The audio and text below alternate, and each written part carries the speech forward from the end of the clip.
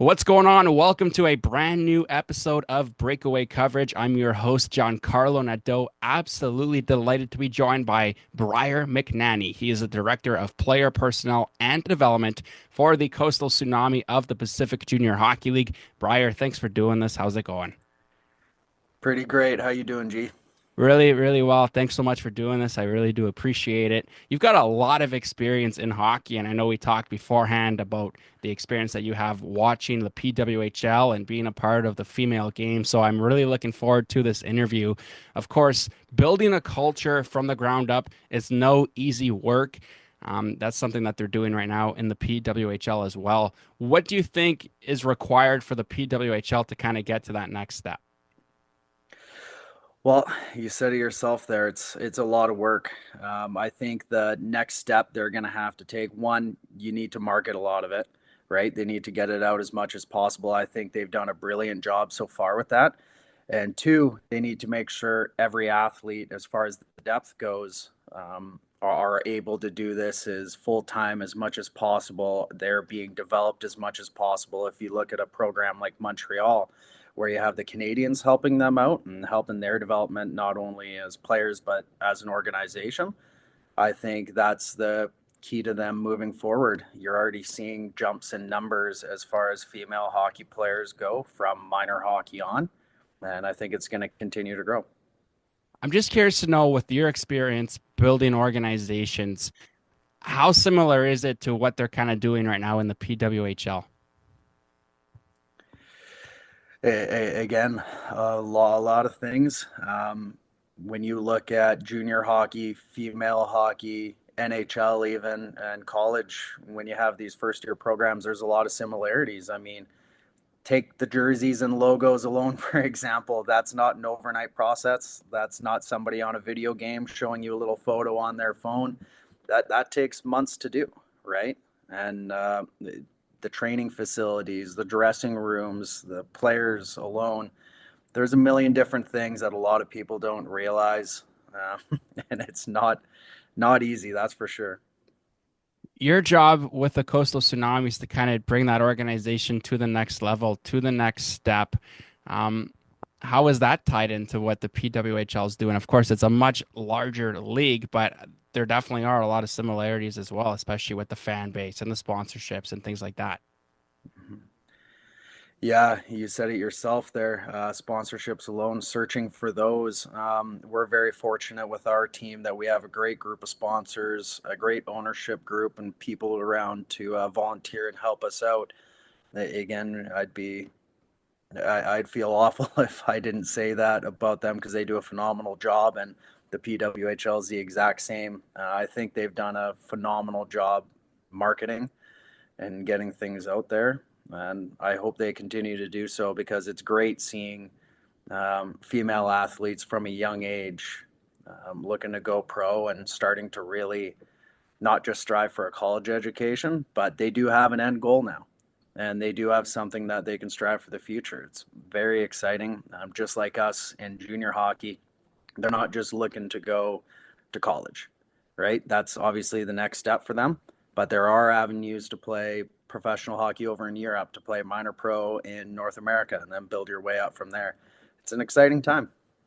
You started coaching when you were 27 years old. You've had the opportunity to coach male athletes, but also a smaller opportunity to be a part of coaching female hockey.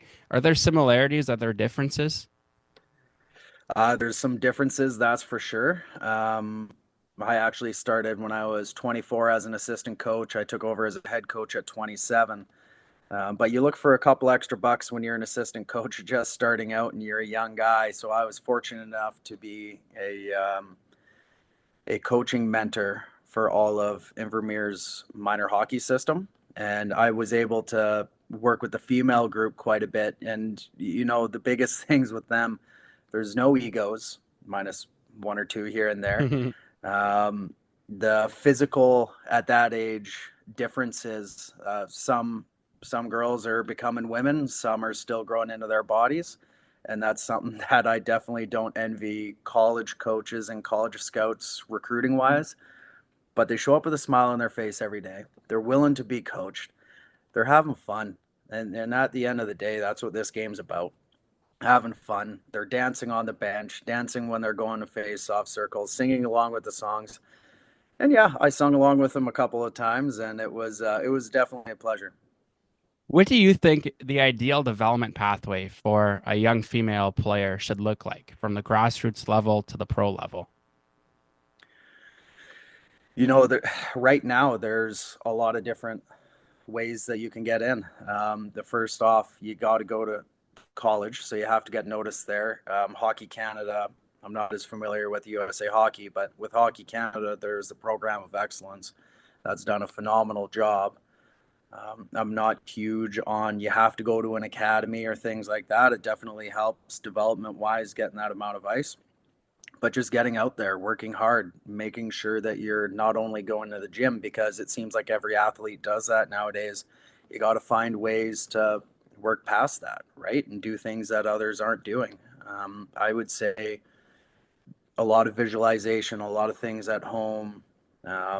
There's like the NHL Sense Arena that you can do now that I'm sure if some of these young ladies got a part-time job just like the males that they could afford something like that eventually and start to work on their game at home because not a whole lot of people are doing that. And if you look at a lot of pro athletes, not only in hockey, but the NFL, the MLB as well, a lot of their pro athletes are starting to do that to grow their games in the summertime as well. There's so many ways to develop the PWHL, but they're already, off to a fantastic start. Mm-hmm. Women, they're still unfortunately underrepresented in coaching and other leadership roles. How do you see that changing? Well, there's a lot of things too that go into that question. Though I would say if you look at Jessica Campbell, who's the assistant coach of the Seattle Kraken, she's now getting looked at for head coaching opportunities like out of New York and some other places around the NHL. I think that's pretty big. I think the PWHL, that's just a start. I know that Hockey Canada, for example, they have loads of women on their staff. And I think they're just going to grow from here. Then you look at Haley Wickenheiser, who works with the Toronto Maple Leafs. It's just a matter of time before the game grows big enough for them that they're able to start being involved with more men's hockey. You mentioned you started, being an assistant coach, working on the bench when were in your early 20s. Just curious to know what advice you would give a female kind of looking to do the same thing. Maybe they're done their playing career and they want to be on the bench. What would you be telling them? Hard work, passion, those are the first things. Don't ever stop learning. There's way too many players nowadays, whether it's men's, women's, juniors, college, even the pros, believe it or not, that think they know everything about the game. And I'll tell you right now, nobody on this planet, including Wayne Gretzky, knows every single thing about the game. There's always something to be learning. And if Wayne Gretzky couldn't be a phenomenal coach, as he's the greatest player of all time, I don't think it's immediate right off the bat that we're going to be the best coach. You're going to learn a lot more from what you're doing wrong than from what you're doing right, because a lot of the times when you're doing something right, you don't notice it as much, but you have to be willing to make mistakes. You have to be willing to grow and learn, and you have to be willing to be accepting of other people's ideas and willing to stand up for what you do believe in. And ultimately, remember at the end of the day that if your reason for coaching is for yourself, probably not the greatest thing in the world because you do have to do it for the players. They're the ones that are going through it right now, and they're the ones who are on their journey, just like you were when you were younger. I want to ask you, taking a look at this outside of the coaching mindset, taking a look at what a fan gets to experience. And for you, you were in Montreal. You've been to a Victoire game. What was that experience like? That was an incredible experience. I mean, there's so many women out there. Not that I was going for that reason. I was going there for the hockey and to have a great night. And I would say outside of an NHL atmosphere or a junior playoff game that I've been a part of, it was probably the best atmosphere at a hockey game I've ever been to. At the end of the day, this game is about fun. The entire crowd was into it the entire time. The players were into it. The recognition of what was happening in the moment and what's going to be was truly incredible. And some of those higher end players out of that league, good God, they're they're pretty good, and they could be playing men's hockey. Watching Marie-Philippe Poulin do her thing and everybody going wild for her. She truly is incredible, and there's going to be some even better women along the way as well. Well, that was the next question for you was what do you think about Marie-Philippe Poulin? Obviously being a fan of Montreal and you must be happy to have her on your team. Absolutely. She's the best way I could describe it. She's a beast. And if there was some Captain Canadas as far as the men's group goes, she's it. I think she's up there with Haley Wickenheiser as far as recognition goes. She may have done everything earlier. I do think she is a better all around player than Haley was, but she truly is incredible. Yeah, it's been exciting watching her, in person, but also on TV now that the Montreal Victoire are taking on the Ottawa Charge in the playoffs. Have you had a chance to keep your eyes on the PWHL playoffs this year? Yeah, a little bit. Obviously, with everything going on with the organization here, we're still pretty young, so we're trying to move forward as best as we can with that. The game I actually went to was Montreal versus Ottawa, so I like to follow them a little bit. But again, there's Montreal. That's an incredible team and organization. You got to imagine that they're going to do quite well. For sure. No, it's exciting to watch that team for sure. And of course, the news breaking a couple of weeks ago that Vancouver and Seattle are now going to be joining the league. So, how exciting is that knowing that you won't have to travel to Montreal to watch that league anymore? I'm excited. I'm excited not to have to sit on that plane for such a long time. Yeah. What kind of challenges do you think the Vancouver and Seattle franchises are going to face, especially going into that first season? Well, obviously the player pool, that the quality is obviously going to go down a little bit. I don't think it's going to be dramatic. Being such a young league and going to those games, you could tell the high end players, the Olympic players, they're legit. But the bottom end players, they're still developing. They're still growing. A lot of them are still pretty young. Their prospects for those teams are just fresh out of college, and um, with females physically developing a little bit later than men, you could see there's a bit of um, a difference between the top and bottom. But you got to remember in the NHL and many junior leagues, that's the way it's always been, right? There was guys in the NHL the first year that had no business being in that league. Not saying it's the way with the PWHL. I think they've done a good job, but I do think down the road that level is going to even out. If you look at the Arizona Coyotes in the NHL, I know they're Utah now, but Austin Matthews and a couple other players, they came out of that group, right? They started playing hockey because of the Arizona Coyotes, and now you're going to see probably the numbers in minor hockey over the next couple of years jump in Vancouver and Seattle, just because those women are looking to play and wanting to join in the excitement. We've talked about women being underrepresented in coaching roles, leadership roles. Do you feel like they're still underrepresented by the media? Do you feel like the media should be doing a better job of promoting the league? Um, yes and no. I would say they've done a good job promoting the league so far. In fact, I think they're better promoted than the WNBA, which is pretty exciting because they've been a well established league for many years now. I think obviously you can always promote better, but for a first couple of year organization, I think they're doing quite well, and that's why it's been so successful so far. As far as coaches and players being underrepresented, I think that the NHL did a great job getting some of the females out to their all-star games and really helping put them on the map a little bit, because really that's not something they don't need to do, right? They're not a part of the NHL, and they are celebrating the women's game, and obviously watching the product they put on the ice, it's quite high, especially during the Olympics. I mean, I'm cheering for Canada every single time. And I still remember a few years ago the post that got hit that ended up winning the gold medal. So it's very exciting. I do think the coaches at some point are going to come a long ways. You see a lot of women in the pros that are in analytics as well as like video coaching. So I think it's just a matter of time before more Jessica Campbells come out of the weeks. Getting the chance to coach females and work with females, is there something that the average person misunderstands when it comes to female hockey that you getting the chance to work with females firsthand know is false or just simply not true? Yeah, first off, they care, right?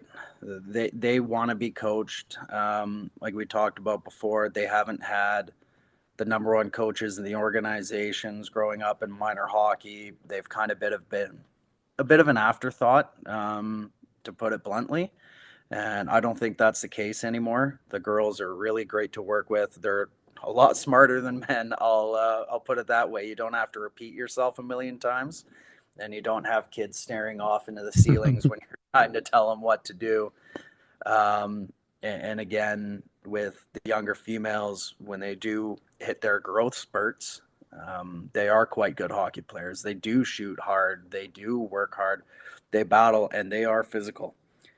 Whoever tells me it's non-contact hockey, I'm calling BS on that one because they're blowing each other up quite a bit out there. And in the PWHL, they just had their first fight this year, and it was awesome to watch. You know, you're preaching to the choir when you talk like that because I can't agree more. And it ticks me off when I bring up the PWHL and people want to compare it to male hockey. You can't. You quite frankly can't. So you got to focus Mhm. on what's in front of you. You got to focus on just supporting the PWHL and supporting women's hockey in general. And it's nice to have you doing that, Briar. Another question for you is, where do you see the game going for females in the next 5 to 10 years? Well, you know what? They've taken so many strides, that it's hard to predict. I do think that, well, if you were to ask me a year ago, that I would have thought, yes, they're going to expand out west. They're going to get Vancouver, Seattle. I was a little shocked at Seattle, though I was pleasantly surprised. But I think that just goes to show you the appetite for women's hockey and women's sports. If you look at the NCAA, for example, the women's volleyball team, I believe it was Wisconsin or Iowa, they ended up putting up 94,000 people in a stadium just to watch a volleyball game, right? Where we don't see that as much up here in Canada. Caitlin Clark, she just signed a multi-million dollar deal with Nike, and she put women's basketball on the map and is sort of single-handedly saving the WNBA and really getting them in the good books. So I think there's sky's the limit. People are willing to watch women's hockey, and it's going to be kind of what they make of it and how hard they're willing to push. My last one for you, Briar, much like you're doing with the Coastal Tsunami developing a program, and much like you've done in the past, is just that. If you have the opportunity to develop one of these PWHL teams, what are three pillars that you're focusing on? Well, one, making sure financially they're able to play hockey and do this as a full-time job and take it seriously as it is the highest level. Two, physical development. You need to be able to help these women with these workout programs, the training programs, things like that. And three, just general, the class of the game, right? You're not flying coach, you're doing it as NHL teams do. Maybe not to that extent. If you look at AHL teams, they're still riding buses, but making sure that these women are treated properly so they can be the best role models to young women possible. Last one for you before I let you go. I know I said the other one was going to be your last one, but That's okay. the Vancouver team still does not have a name. So if it was up to you, what would you be giving it? That's a tough one. I think there's a bunch of different names that I'd go with, but I don't mind the hockey club, right? The Vancouver Hockey Club, and I would kind of put it out there and do what we did with the Coastal Tsunami, put it out to the fans. They're the ones who are enjoying this product at the end of the day. I do think there are a couple PWHL teams right now that have a couple goofy names that I think were pretty generic, picked out of a hat. But this is about the women and celebrating them and trying to give them an opportunity to do things that the men are doing. So I wouldn't mind Vancouver putting it out there like the Utah did, which they're now the Utah Mammoth, and letting the fans decide. Couldn't agree more. The fans are ultimately what run the Mm-hmm. PWHL, what run any sports club for that matter. So give them a Mm-hmm. chance to get more involved. And maybe that is something that they will do. Who knows? But Briar, Who knows? pleasure. Thanks so much for doing this. Really appreciate it. No problem at all. Thanks, and anytime. That's Briar McNaney, the Director of Player Personnel and Development with the Coastal Tsunami of the Pacific Junior Hockey League. Briar, thanks again. Thank you for joining us. We'll be back next week with a brand new episode. I'm John Carlin Ado. Until next time.